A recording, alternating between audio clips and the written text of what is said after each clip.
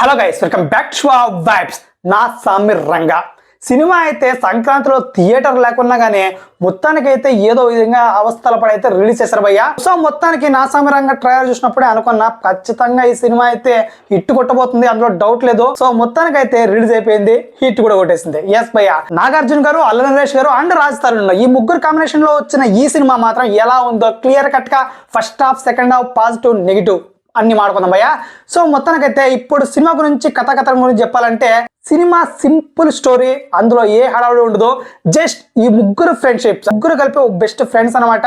ఆ ఫ్రెండ్స్ మధ్య జరిగే ఎమోషన్స్ అండ్ లవ్ ఎఫెక్షన్ ఈ సినిమా స్టోరీ అంతా. ఈ సినిమాలోని ఫస్ట్ హాఫ్ గురించి చెప్పాలంటే ఫస్ట్ హాఫ్ మాత్రం ఎక్కడా కూడా అసలు ఇంత కూడా బోర్ కొట్టకుండా తీసుకెళ్తాడు భయ్య. అసలు ఫస్ట్ హాఫ్ లో కామెడీ కానీ, యాక్షన్ సీక్వెన్స్లు కానీ, నాగార్జున గారు హ్యాండ్సమ్ లుక్స్, ఫైర్ లుక్స్ కొన్ని చోట్ల, అండ్ అల్లు నరేష్ గారి comedy timing, Raj Tarun love story, మొత్తానికైతే ఎక్కడ కూడా బోర్ కొట్టనివ్వకుండా వీళ్ళు ముగ్గురు అయితే క్యారీ చేసుకుంటూ వెళ్ళిపోయారు.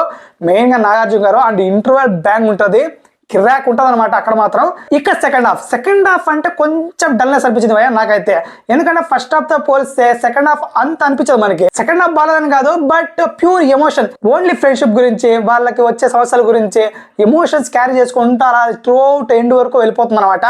సో అక్కడ మెయిన్ గా క్లైమాక్స్ ఫైట్ ఉంటుంది, బ్లడ్ బాత్ అని చెప్పాలి. నాగార్జున గారు నిజంగా లుంగి కట్లో అండ్ మాస్ ఫైట్స్ లో మాత్రం కిర్రాకున్నాడు భయ్య. అసలు యంగ్ హీరోలు మాత్రం ఖచ్చితంగా ఈయన చూసి బాగా నేర్చుకోవాల్సిందే. అసలు ఇంత వయసు వచ్చినా, దాదాపు 68 ఏళ్ళు అనుకుంటా, ఇంత వయసు వచ్చినా కూడా కిర్రాకున్నాడు స్క్రీన్ మీద మాత్రం.